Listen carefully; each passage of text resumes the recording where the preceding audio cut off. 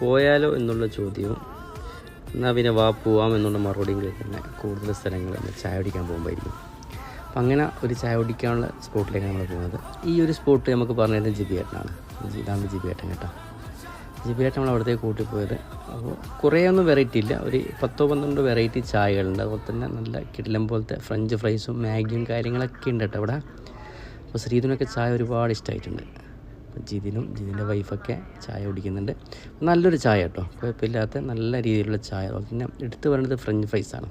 Peri French fries ഒരു രക്ഷയില്ല, ഇരുന്ന് കഴിച്ച്. ഞാൻ സാധാരണ അങ്ങനെ ഫ്രഞ്ച് ഫ്രൈസ് കഴിക്കില്ല, പക്ഷേ ഇത് പൊളി, ഒരു രക്ഷയില്ല. അതുപോലെ തന്നെ ചായ സാഫ്രോൺ ടീ ഉണ്ടായിരുന്നു, അതുപോലെ തന്നെ ചോക്ലേറ്റ് ടീ ആണെന്നു അശ്വജിത്ത് പറഞ്ഞത്. ചായയൊക്കെ ഒരുവിധം അടിപൊളി. അതുപോലെ തന്നെ നമ്മളെ മാഗി നല്ല രസമുണ്ടായിരുന്നു കേട്ടോ, നല്ല കിടിലം മാഗി. എന്തായാലും എൻജോയ് ചെയ്ത് കുറേ കാലത്തിന് ശേഷം നിങ്ങൾ ഒരുമിച്ച് ആൾക്കാരെ കിട്ടിയിട്ട് ചായ കുടിക്കാൻ പോകുന്നത്.